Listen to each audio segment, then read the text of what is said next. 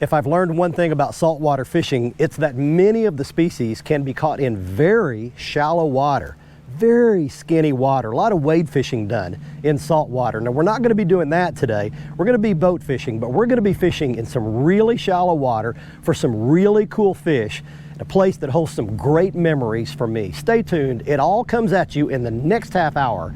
Fox Sports Outdoors is on the air right now. You're watching the only program with weekly fishing reports and real-time outdoor news from the Southeast region. This is Fox Sports Outdoors. Hi everybody, I'd like to welcome you in today to a place that is very near and dear to my heart. Just outside this harbor is the location of my very first ever saltwater fishing trip of any kind. And it was about 35 years ago.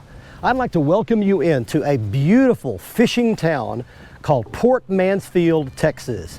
It is located on the lower Texas Gulf Coast, and it is situated in some of the most prime saltwater fishing territory known to the entire Gulf. From here, you can go out the East Cut and go deep sea fishing for red snapper and several other deep sea species. You can do all kinds of inshore fishing. You can wade fish. You can go up to the land cut. Today, we're going to go out and do some really cool fishing on some sand pockets and grass flats. Hope to catch some redfish, speckled trout, flounder. I'm not sure what we're going to catch. We're going to have a lot of fun taking the Blazer Bay 2420 GTS out of Port Mansfield into the beautiful bay system here. We're going to be joined by Captain Joey Farah. He is our South Texas Lower Gulf Coast reporter for our television show, for our Southwest version of our show, and he's intimately familiar with every square inch of this territory. So right now, we're going to get idling out of the port here, get out into the bay, pick up Captain Farah. Next time you see us, we'll be out doing some beautiful flats fishing. While we're out there, we're taking you around the region for your latest fishing reports from our expert team of insider reporters. My voice is not going to last long today, so Captain Joey's going to have to do most of the talking. Bear with my hoarse voice. I've got a bad allergy attack. We'll try to muddle through it somehow. Right now, let's get it started at the FSN studios with your weekend planner. The salooner tables are indicating fair game fish conditions for this weekend. In general, the peak times should take place a little bit before sunrise on both days, and again at 5:15 p.m. on Saturday and 6:05 p.m. on Sunday. The sun will rise at 7:30 and set at 6:56, and evening skies will feature a moon that is 22% visible. Hang with us for freshwater and coastal information from around the region. Plus, I'll return with Bassmaster elite angler Jacob Wheeler for this week's Ask the Pro feature. We're coming right back. Fox Sports Outdoors is brought to you by Motor Guide's new wireless and easy-to-use XI3.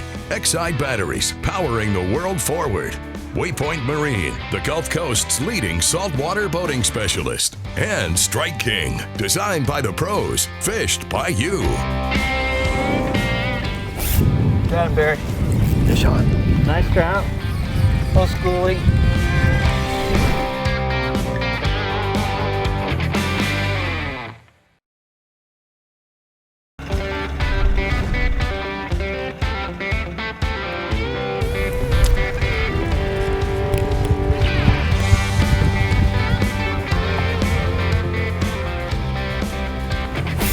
Got him, Barry. Fish on. Nice trout. Little schoolie. Running right at us.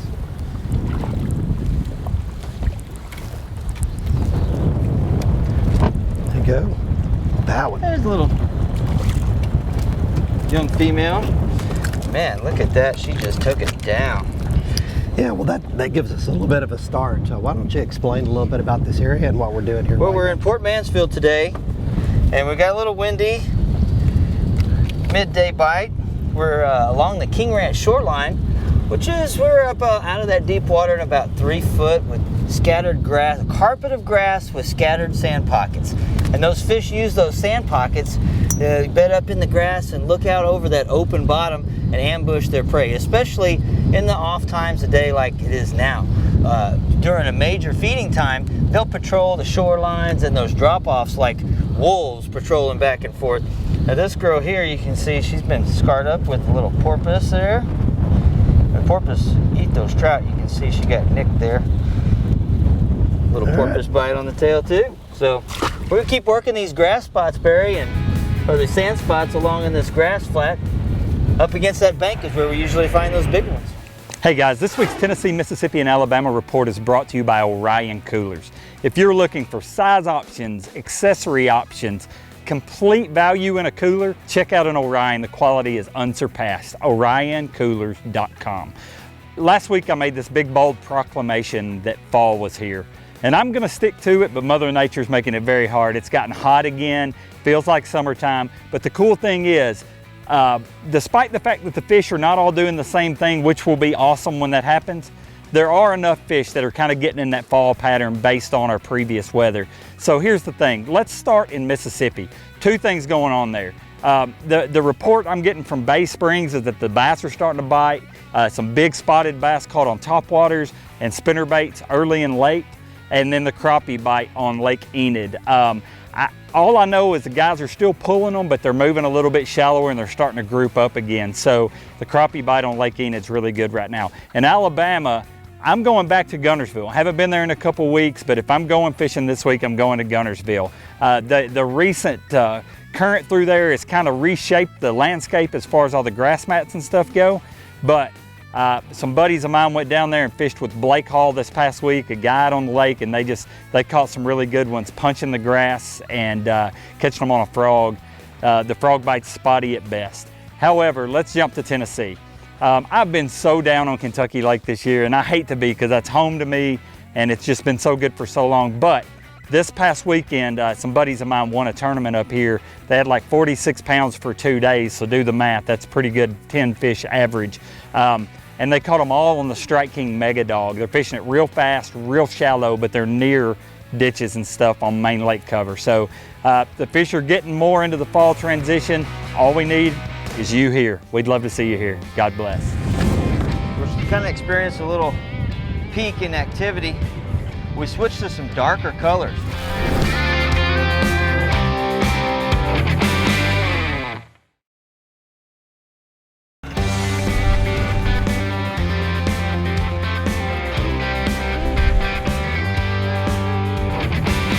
Oh, there you go. Oh yeah, that's a decent trout right there. I'll get the net.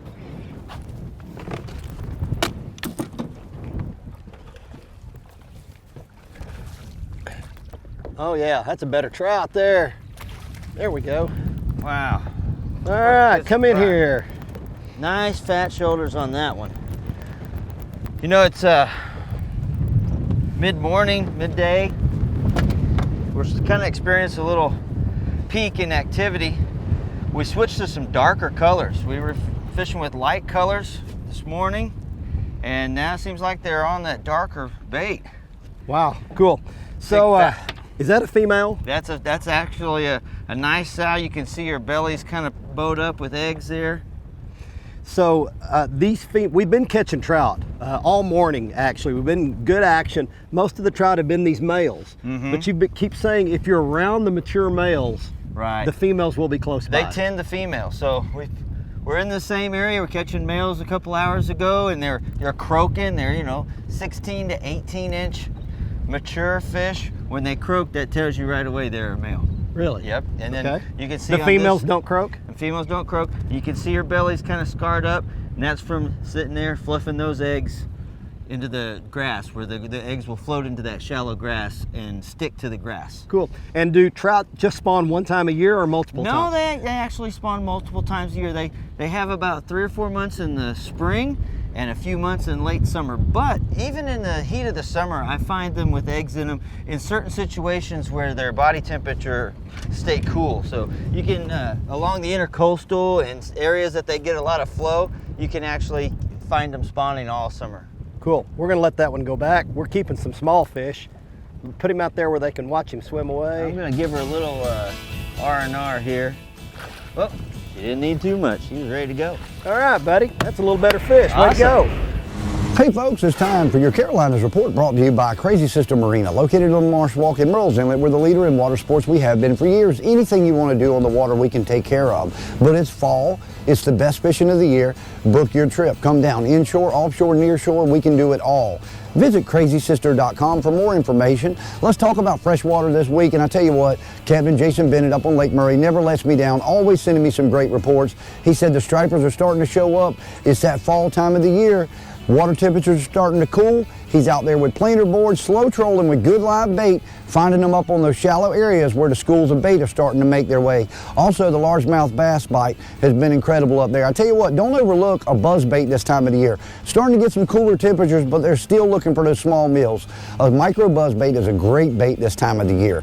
Also, my good buddy Greg Kerrigan up on Lake Norman, who always turns in some great reports with us, has told me that the crappie are starting to show up. He's starting to catch some good numbers of small fish, but the next couple of weeks, as the temperature starts to fall, he says he's going to start seeing those bigger fish get on those brush piles. You can find them on your lake as well. This has been your Carolinas Report, brought to you by the Crazy Sister Marina. Remember, fish smarter, not harder, and keep your chaos organized. Woo! Windy redfish!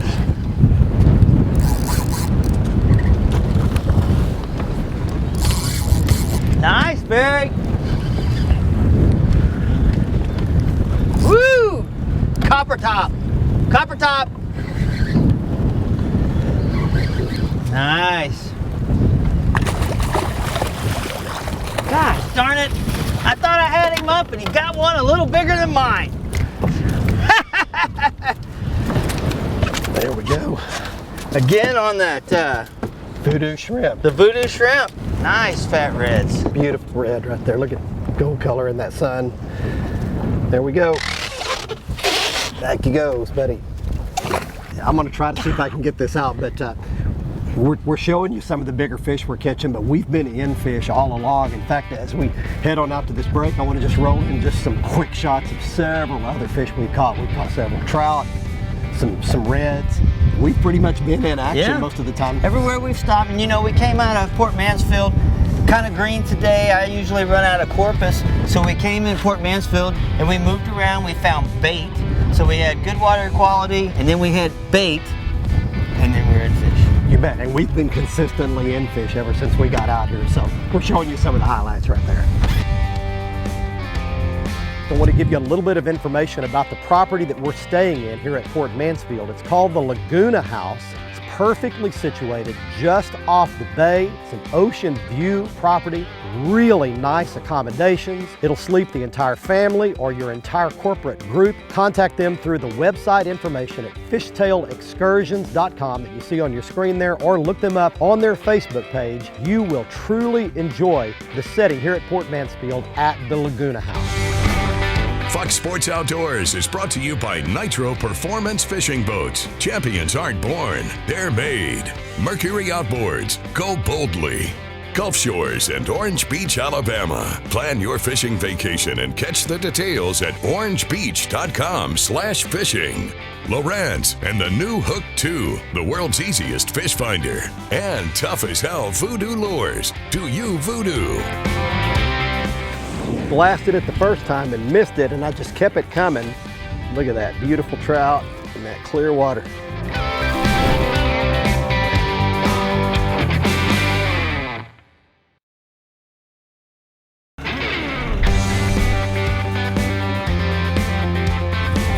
Oh, that's a good one, Barry. I saw that blow up. Huge That's a explosion. big blow up out Huge there. explosion. Got to keep that rod high in shallow water with topwater. They love to go down and scratch those hooks out. Nice fat trout. Look at that. She's got some shoulders.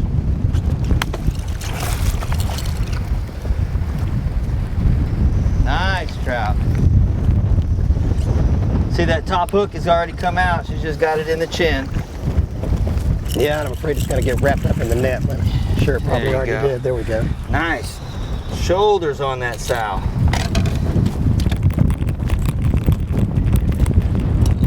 Beautiful fish. Good topwater bite this afternoon. Let her go and then explain a little of the science behind making trout strike, making them bite. We throw plastics, now topwaters. What are you trying to do to make one strike? We, you know, that topwater bite is something I really use to cover a lot of water. The sound, when it hits that water, every fish within about 20 yards, the eyeballs go whoop. And look, whether they're hungry or not, they might come up. They don't just dart over and explode on that bait, but they'll shadow that bait and get to the right angle. So it's very important when you're using a topwater in the shallow grass flats here in South Texas, not to just work it erratically all the way back to the boat. Imagine your bait, a wounded bait fish. It hits the water and you want a little spurt of action and a stall, and a spurt of action and action. That gives those trout a little bit of opportunity to get angle on that bait. They always want to try to hit it head first, not at the tail. So like that fish came up from the bottom and you could see its tail slashing and everything. We were working it a little fast and let it stall, and it hit it on the stall as the bait turned sideways and exposed that eye and the head. Mirror Lure, building quality saltwater lures since 1937. Turn on the bite anytime. Tie on a Mirror Lure. Well, cobia fishing continues to be red hot along the coast of Alabama. I was talking to my friend Jim Ising, who was fishing with Bass Pro Bernie Schultz and his son Daniel. They were fishing just off Mobile Bay in about 100 feet of water, and they had 5 cobia up to 47 pounds. The next day, Jim and Bernie and his son fished inside Mobile Bay, and they had limits of redfish. The fish were just everywhere. It's that time of year. Red fishing has been great. Captain Charlie Gray, also in Mobile Bay around Dolphin Island, says a spotted sea trout fishing has been red hot. He's catching limits of fish. Most days he's out. Charlie also fishes some offshore charters, and he says the blackfin tuna are just everywhere, well offshore. In Mississippi, it's yellowfin tuna, lots of limits of 70 to 125 pound fish, and that fishing will get better as we get further into the fall. Also along the coast of Mississippi, triple tail limits have been common. They're catching fish to 20 pounds. They tend to either be very small, which guys are tagging and releasing, or good size. And in Georgia, Captain Tim Cutting says trout reds and flounder are inshore everywhere around the bait pods. And the triple tail fishing, Tim is really on a triple tail along the coast of Georgia. He caught 3 fish off 1 crab pot line the other day, and some of these fish are big, well over 10 pounds. Well, that's it for the Coastal South. Get out in the water and take a youngster with you when you go.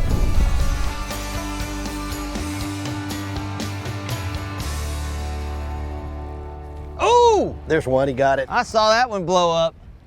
Nice there trout. We go. He blew up on it twice, actually. He blasted it the first time and missed it, and I just kept it coming. Look at that beautiful trout in that clear water. I don't even think I need a net. Okay. Dark colored one living in that grass. Shaking that zombie ghost walker. There we go. Well, we got a little topwater bite going. What can be better than catching topwater speckled trout? And Joey says that they get this darker color, darker tint to them when they're swimming and living down in those grass beds like that. Yellowmouth. All right, back he goes. You can always watch our latest episode on the front page of our website at foxsportsoutdoors.com. Catch up on past episodes by clicking the archive button and learn about fishing techniques and new gear at our how-to page. Follow us on Facebook and Twitter for new fishing videos every day. Simply search for Fox Sports Outdoors and click the like button on Facebook and follow button on Twitter. And watch a new episode every week on any device by downloading the free Waypoint TV app on your phone, tablet, computer, or smart TV.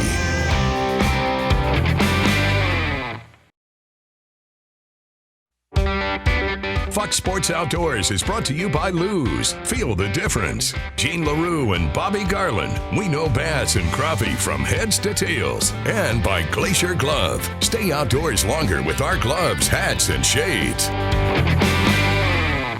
Welcome back, everyone. Let's get right to your Ask the Pro question for this week. Wes wants to know, what is dead sticking? For the answer, we asked Bassmaster elite angler Jacob Wheeler.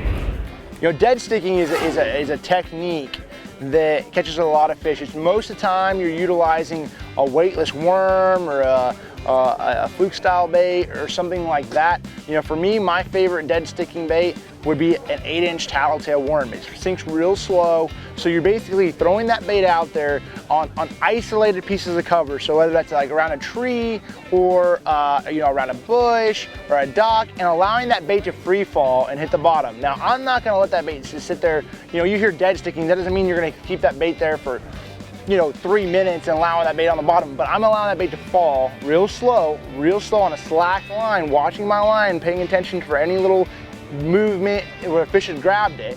And then when it goes to the bottom, I might count to 10, shake it a couple of times, and then reel it out. So for me, it's more so fishing isolated pieces of cover and really taking my time on those high percentage places. Thanks, Jacob. If you want some help from one of the pros, simply go to foxsportsoutdoors.com and follow the Ask the Pro link to submit a question. Now it's time to find out who wins this week's Big Catch of the Week. It is time right now for this week's winner in the Big Catch of the Week contest.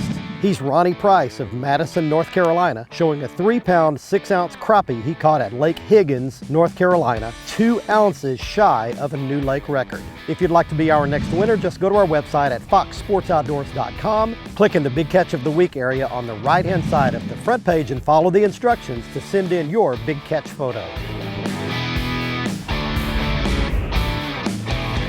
Next up on the gear segment, I'd like to show you some of the items that we use to catch the speckled trout, reds, and flounder today. It begins with the Lew's TP1 Speed Stick Inshore Rod Series, and I had that paired up with the matching Lew's TP1 Inshore Spinning Reel. It's the perfect setup with a nice flexible tip to cast those topwaters and those plastics, but a lot of strength down here in the butt end. A beautiful wind grip handle, great rig for doing this. Now we use 3 different baits to catch these fish. For the plastic baits, we use the Voodoo Shrimp, and they seem to really like that real bright fluorescent chartreuse tail. It's made out of a very stretchy material that tennis shoes are made out of, almost indestructible.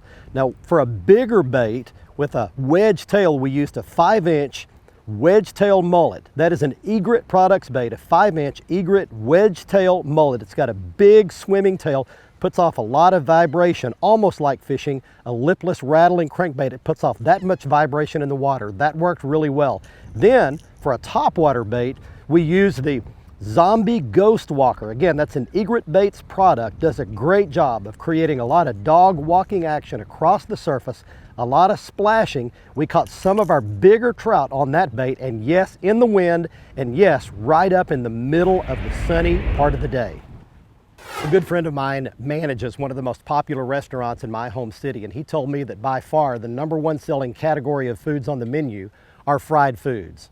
That's one of the reasons why the United States is the #12 most obese country in the world, with a whopping 37% of us in this country are considered obese by U.S. government standards.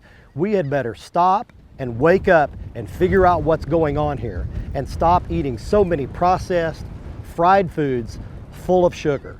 We had better start learning what's on the ingredient list and the foods that we buy and eat.